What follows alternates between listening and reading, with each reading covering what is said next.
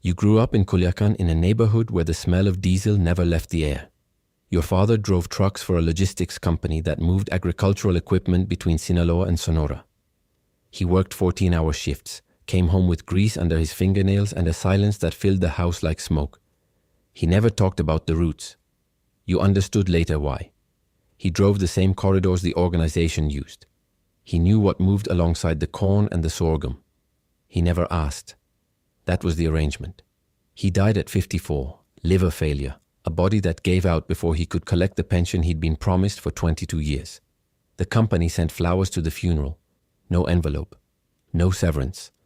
Just flowers and a representative in a clean shirt who shook your mother's hand and said your father was a dedicated employee. You were 19. You had his hands and his instincts and none of his patience for arrangements that only worked in one direction. You started driving for a produce distributor 6 weeks after the funeral. Refrigerated trucks, pre-dawn routes, Culiacán to Mazatlan and back. You were good at it the way some people are good at things without being taught. You read traffic the way other people read faces. You understood weight distribution, braking distance, how a load shifts on a curve at highway speed, how a truck behaves differently at 4 a.m. when the roads are empty and the fog sits low over the coastal highway. Your supervisor said you drove like you were born inside the vehicle. You took that as the only compliment that mattered. The man who approached you was named Salcedo. He wasn't Cartel in any visible way. No jewelry, no entourage, no performance of power. He wore the same kind of clothes your father wore and drove a truck that needed a new alternator. He showed up at the distribution yard on a Tuesday and watched you back a 26-footer into a loading dock that most drivers took 3 attempts to clear. You did it in 1. Straight line, clean angle, mirrors only. He waited until you shut the engine off. He said he had routes that paid 4 times what the produce company paid.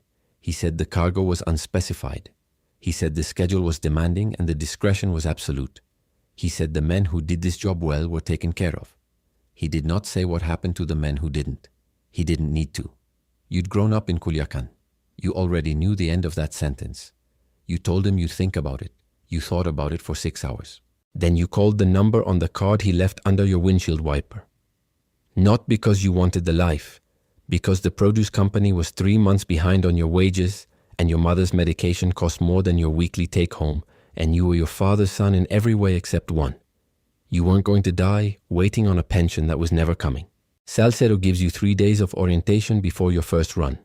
Not training exactly. More like calibration.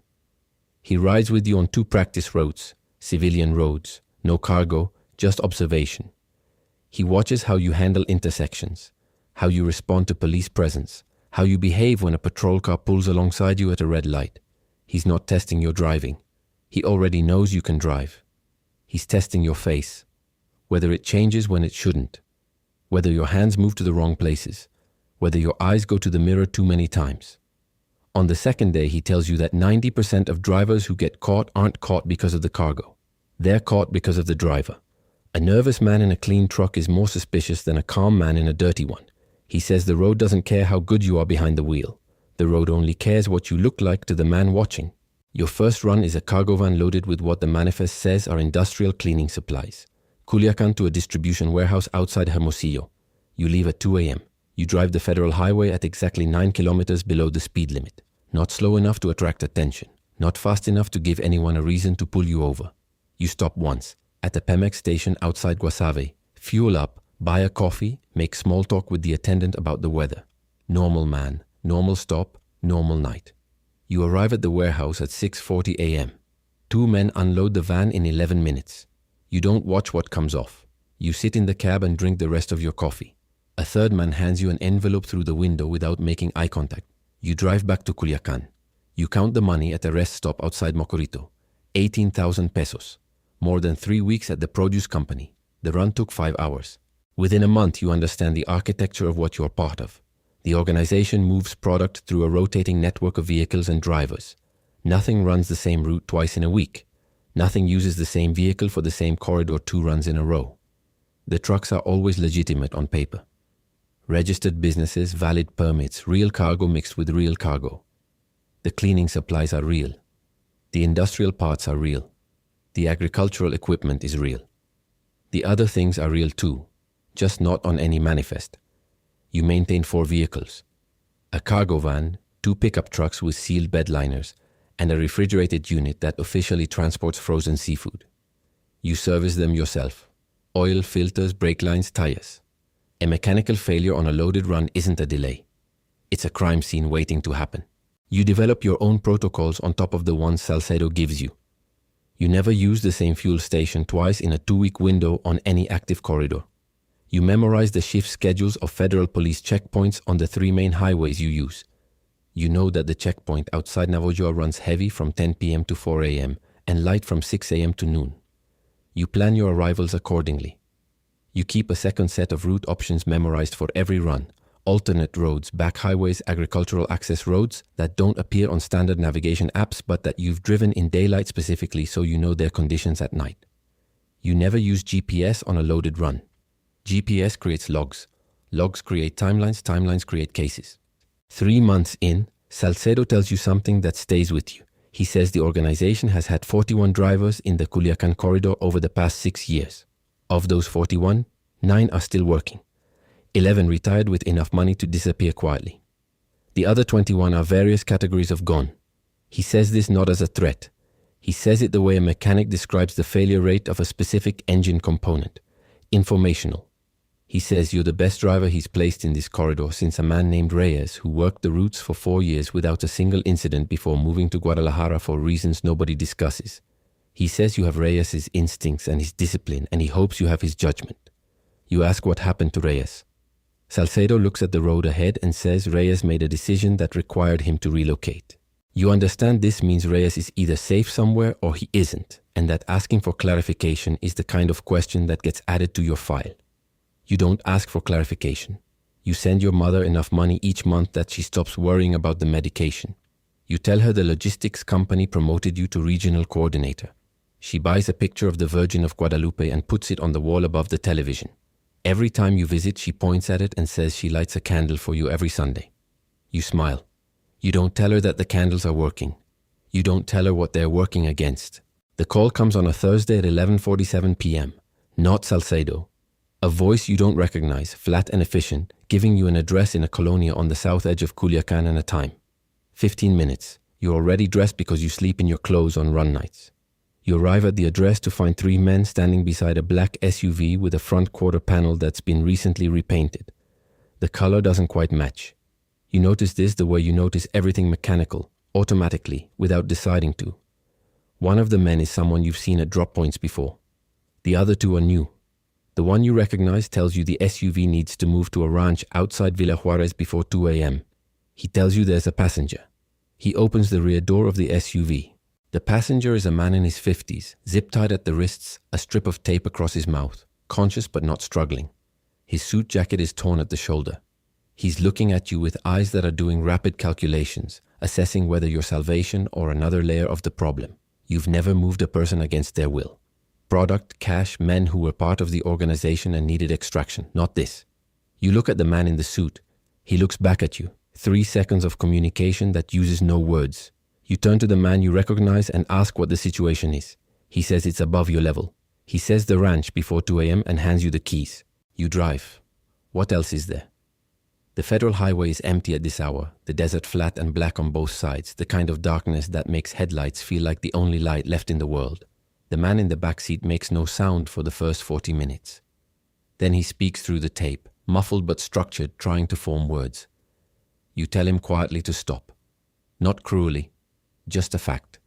Making noise on this road at this hour accomplishes nothing and risks everything. He stops.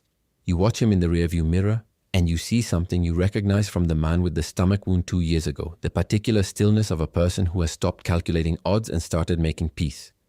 You focus on the road. You arrive at the ranch at 1:38 a.m. 2 men come out of the main house when you pull through the gate. They open the rear door and pull the passenger out without ceremony. He stumbles on the gravel. One of them catches his arm, not gently, just functionally, keeping him upright enough to walk. You watch them take him toward a structure behind the main house, a low concrete building with a single light above the door. The door opens. The light from inside is yellow and weak. The door closes. You sit in the SUV with the engine running for 90 seconds. Then you drive back to Culiacán. You don't sleep. You sit in your apartment until the sun comes up and the neighborhood starts making its morning sounds. dogs and trucks, and a woman 2 floors down who argues with her television every morning during the news. Normal sounds. The world continuing to function as if the ranch outside Villa Juarez doesn't exist.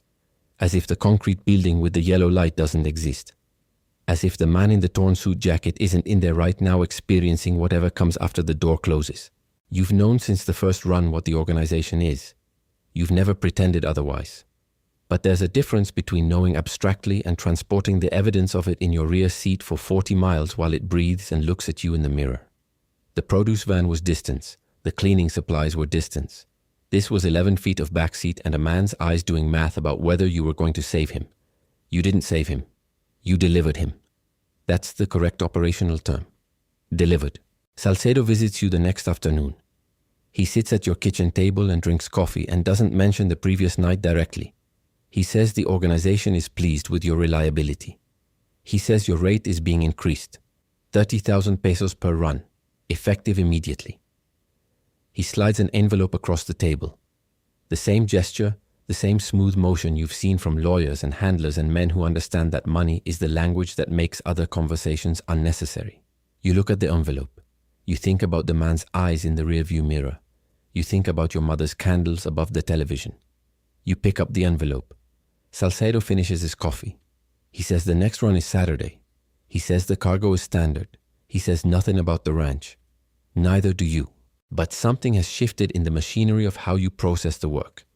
A component that was running smoothly has developed a vibration. Subtle, almost undetectable, the kind of thing only the driver notices. The kind of thing that, if left unaddressed, becomes the failure you didn't see coming. You are 3 weeks from understanding exactly what that failure looks like. 2 other drivers disappear within that window. Not arrested, not relocated. Gone in the way that leaves no administrative trail, no arrest record, no transfer paperwork. One of them you knew well enough to have coffee with at a fuel stop outside Los Mochis. His name was Cordova. He was 28. He had a daughter whose photograph he kept folded in his sun visor. You don't ask Salcedo what happened to Cordova. You've already learned what kind of question that is. But you understand now what Salcedo meant when he listed the 41 drivers and their categories of outcome. You understand that the category called gone isn't a mystery. It's a policy. And somewhere in the organization's accounting, a calculation was made about Cordova that came out wrong. You spent 3 days trying to figure out what Cordova did, what the variable was that changed his outcome. You can't identify it. That's the part that keeps you awake. Not that it happened, that you can't find the logic. Because if there's no logic, then the category isn't about performance. It's about convenience. And convenience can point at anyone. You start mapping the organization the way you map roads, not to escape. Just to understand the geometry of what you're inside. 14 months, 67 runs, 4 corridors, 12 handlers, 29 drop contacts. Faces above Salcedo's level that you've memorized because you memorize everything without deciding to. What you understand now is that the organization doesn't just move things. It consumes people. It takes men in at one end and processes them through levels of utility until they come out in one of 3 categories. Retired with money. Imprisoned. Gone. The retired category is the smallest. The imprisoned category is manageable because imprisoned men have families and families can be pressured and pressured men don't testify. The gone category is quality control. Men whose accumulated knowledge became more dangerous than their driving skill was valuable. You spent 3 weeks trying to find the variable that changed Cordova's outcome. The only one you can identify is time. He'd been driving 4 years. He knew too many corridors, too many faces, too many structures. His performance was probably fine. His knowledge was the problem. You've been driving 14 months. You're not a library yet. But libraries start as pamphlets. Salcedo takes you to a meeting you weren't expecting. 3 men at the dining room table in a clean house in a quiet neighborhood. They offer you a coordinator position. Northern Corridor, Sonora routes. 7 drivers, 4 crossing points. Stop being the man in the vehicle. Become the man who places other men in vehicles. The money is significant. The offer is elegant. You accept, and your knowledge becomes so comprehensive that cooperation with anyone outside becomes structurally impossible. Or you decline and signal that you're thinking about exits. There's no third option on that table. You ask for 48 hours. They give you 24. You drive that night through the agricultural roads east of Culiacán, fields flat and dark to the horizon, and you think about your father waiting on a pension that never came. You think about Cordova's daughter in the sun visor photograph. You think about the concrete building with the yellow light. You think about what it means that Salcedo listed 41 drivers and their outcomes on your third day, calmly, the way you describe a component's failure rate. You know what happened to Reyes now. You'd figured it out 3 weeks ago and hadn't let yourself finish the thought. You finish it on the empty road outside Culiacán. Reyes didn't relocate. The organization relocated him, the same way they relocated Cordova. Salcedo told you about Reyes on day 3 to show you the ceiling. 4 years, clean record, respected. Then gone. That's the best possible outcome this career produces. You've been driving toward your own ending since the night you called the number on the card. The only question left is whether you get to choose what that ending looks like. You call Salcedo the next morning and tell him you need 3 days before giving your answer on the coordinator position. He's quiet for a moment. Then he says 3 days is reasonable. His voice is the same as always, patient, soft, no edges. You hang up and start moving. Not running, moving. There's a difference. Running is panic. Moving is the thing you've been trained to do since you were 19 years old, backing a truck into a loading dock that other drivers took 3 attempts to clear. You do it in 1. Straight line, clean angle, mirrors only. You withdraw cash from 4 different accounts over 2 days. Nothing large enough to trigger attention. You contact a man in Mazatlan who owes you a favor from a run you covered for him 8 months ago when his daughter was sick and he couldn't leave. He has a cousin in Hermosillo with a spare room and no questions. You call your mother and tell her you're being transferred north for work. You tell her it's a good opportunity. You tell her you'll call every Sunday. She says she'll light a candle. You tell her to light 2. On the 3rd morning, a car you don't recognize parks across the street from your apartment at 6:15 a.m. It's still there at 8. Different driver than the one you saw get in at 6:15. You've been watching from the window with the lights off and the coffee going cold on the table. You know what a surveillance rotation looks like because you've been part of them. 2 drivers, 2-hour shifts, seamless handoff. They're not police. The police don't use that car. That's an organization vehicle from a pool you've driven yourself. Salcedo didn't give you 3 days. He gave you the appearance of 3 days while he made a different calculation. You think about the 41 drivers. You think about the specific math of how long it takes a coordinator-level asset to become a liability once he hesitates. You think about Cordova's daughter in the photograph and whether she still carries it or whether she put it away because carrying it was too heavy. You leave through the building's maintenance exit with a bag that weighs 11 kilograms. You walk 4 blocks to a street where the morning market is already setting up. Vendors and noise and the kind of crowd that makes one man invisible. You take a bus to the central terminal. You take another bus to a town 60 kilometers east. You sit in the back and watch the road behind you through the rear window the entire way. Mirrors only. The man in Hermosillo gives you a room with a window that faces the street. You sit in the dark the first night and run the numbers. 14 months, 67 runs. A man in a torn suit jacket, Cordova, Reyes. The concrete building with the yellow light. Your mother's candles above the television that she lights every Sunday at a church where the men who built the pews also built the organization that paid for your apartment. Everything connected to everything else in Culiacán. Threads so tangled you can't pull one without moving all of them. 3 weeks later, a federal investigator finds you through a contact you didn't know you had. Someone inside the organization who's been feeding information for 2 years. Someone who knew your name and your roots and decided you were more useful alive than the organization would decide you were. The investigator sits across from you in a room that smells like old coffee and asks what you know.